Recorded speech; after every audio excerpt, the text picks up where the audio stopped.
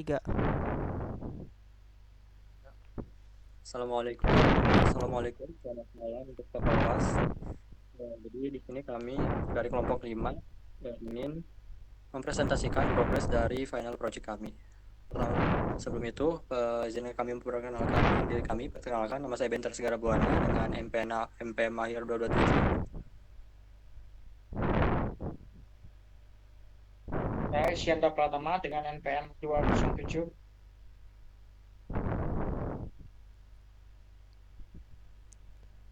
Saya Mika Marus Parapat dengan NPM akhir 199.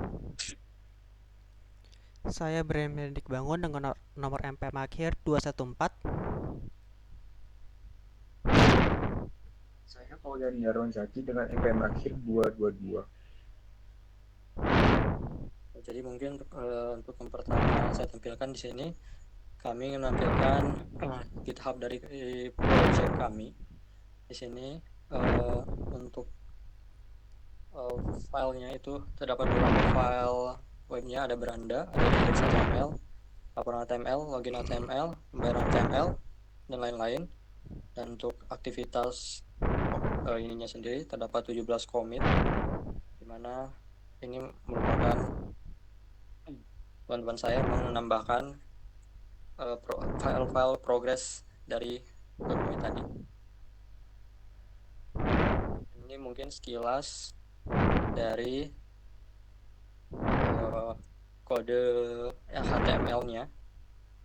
Jadi di sini beranda HTML, yang mana di sini untuk stylenya langsung berada di file HTML-nya. Lalu untuk backend-nya sementara kami menggunakan JavaScript di sini. Lalu ini ada index.html juga sama. Dan untuk stylingnya sendiri kami di sini menggunakan CSS Bootstrap. Mungkin selanjutnya akan dilanjutkan oleh teman saya untuk mempresentasikan tampilan dari beberapa page web panel project kami ini.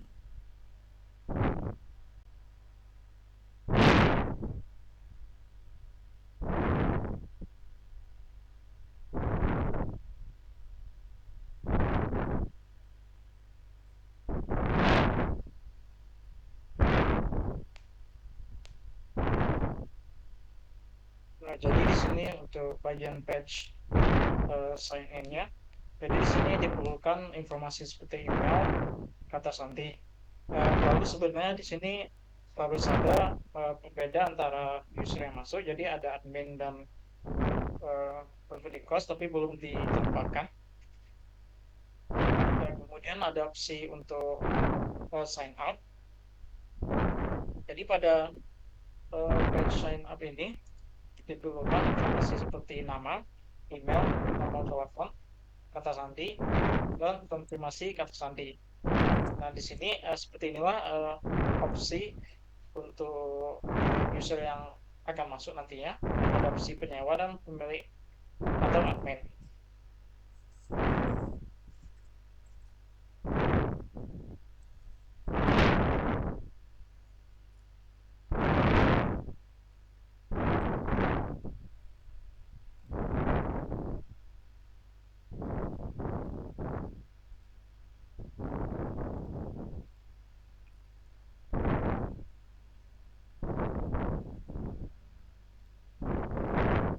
Lalu untuk selanjutnya saya akan menjelaskan mengenai front end dari tampilan user atau tampilan dari penghuni kos, di mana pada tampilan awal yaitu pada page beranda, di mana pada page beranda ini user dapat melihat data-data yang telah dimasukkan, yaitu seperti nama lengkap, email, nomor kamar yang dihuni, username-nya, lalu ada nomor telepon pribadi dan juga nomor telepon wali, lalu pekerjaan dan tanggal masuk dari penghuni kos itu.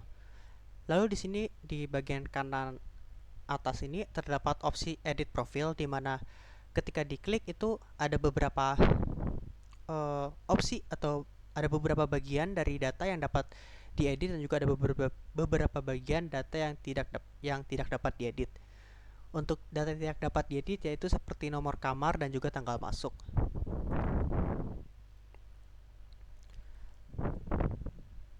Lalu pada page tagihan ini sendiri adalah tampilan dari tagihan untuk penghuni kos yang belum dibayar.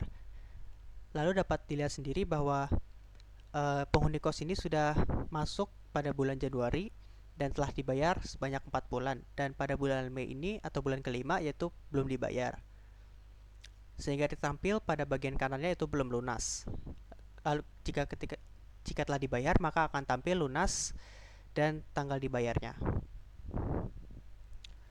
Lalu pada page pembayaran ini merupakan opsi yang untuk melakukan pembayaran melalui website dan tidak melalui transfer atau memberikan bukti secara manual kepada pemilik kos.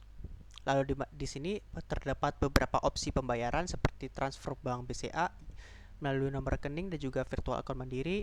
Lalu ada Kris, Dana, OVO dan juga GoPay. Lalu pada tampilan riwayat ini memiliki beberapa fitur, yaitu pada bagian atas yaitu ada 4 kotak, yaitu pada kotak pertama yaitu ada total pembayaran, yaitu ada 5 yang perlu dibayar.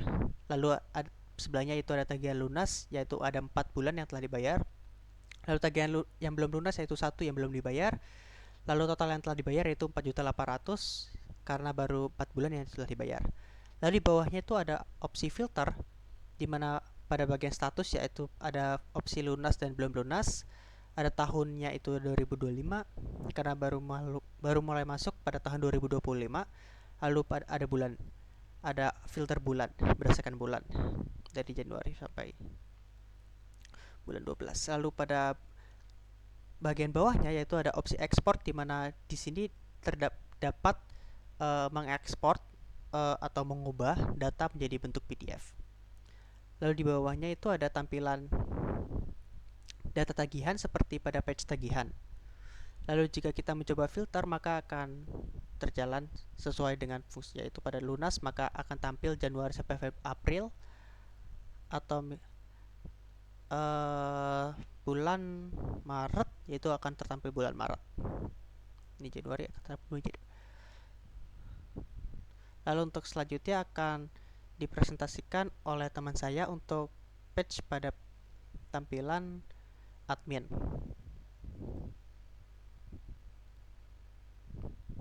Nah, selanjutnya kita yang seperti teman saya sudah ceritakan, saya akan menjelaskan tentang page admin. Tapi disclaimer kalau page adminnya belum selesai karena masih mentah.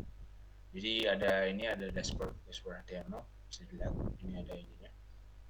Ini left barnya. Ini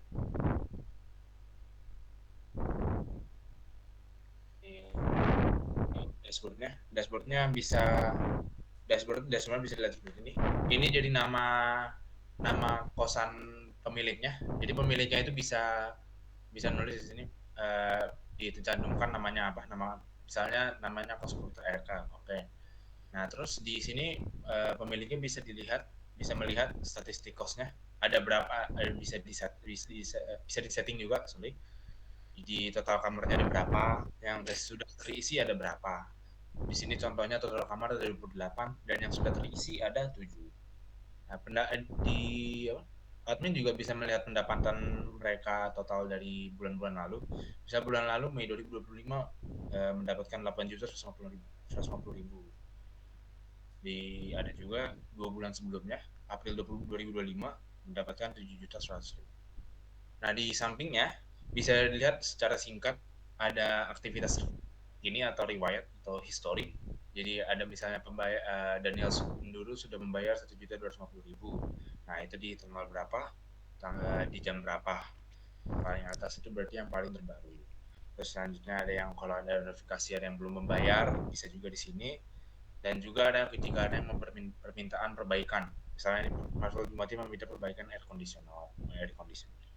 Kita akan dijelaskan lagi di menu. Nah selanjutnya ada manage. Manage ini untuk untuk manage isi kosan milik. Jadi misalnya ada data penyewa kos dan Daniel dulu di kamar mana, nomor teleponnya berapa, pekerjaannya apa, instansi apa, dan awal masuk tanggal berapa. Dan selanjutnya ada juga data kamar ini nomor kamarnya apa, ukurannya berapa, penghuninya siapa, kondisinya baik atau buruk atau lagi rusak gitu. Nah, selanjutnya kalau ingin menambahkan di sini, kita bisa di pendaftaran. Pendaftaran bisa ditaruh nama penyewanya, nama induk sesuai apa yang ada tercantum di tabelnya. Bisa disebut itu bisa. Terus jika ada penambahan kamar, kalau misalnya renovasi atau ada kamar yang kosong misalnya, bisa ditambahkan nomor kamar, ukurannya berapa, harganya kisaran berapa, terus fasilitas-fasilitas yang dimiliki apa, terus bisa disebut. Nah, selanjutnya ini belum diselesaikan. Tapi niatnya pembayaran itu untuk mengatur semua pembayaran penyewa, misalnya yang ini, yang Daniel dulu sudah membayar 1.150.000, berarti nanti di pembayarannya ada lebih dijelasin lagi pembayarannya melalui apa, ininya berapa, sama yang ini juga yang belum membayar bisa dilihat sudah lewat berapa hari dan bisa selanjutnya di menu maintenance nanti ada misalnya kalau penghuni ada penyewa bisa ada furniturnya rusak atau AC kipasnya tidak berfungsi.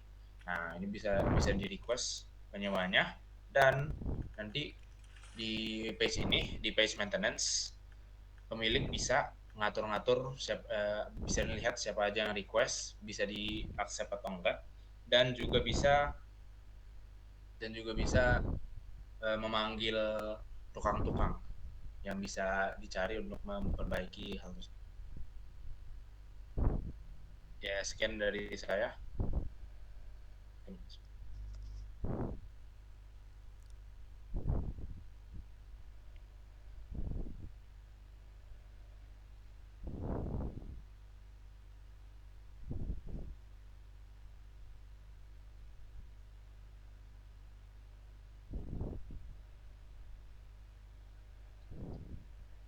Selanjutnya untuk database,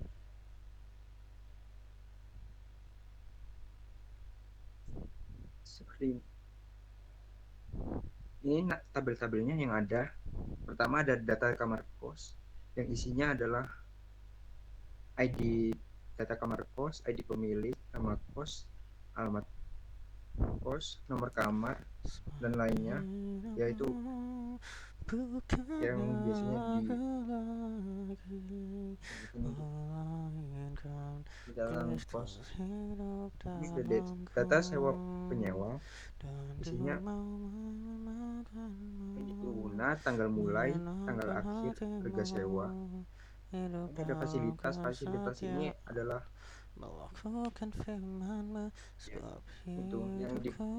yang dimiliki oleh kos tersebut. Lalu kamar memiliki fasilitas yang ada di dalam kamarnya.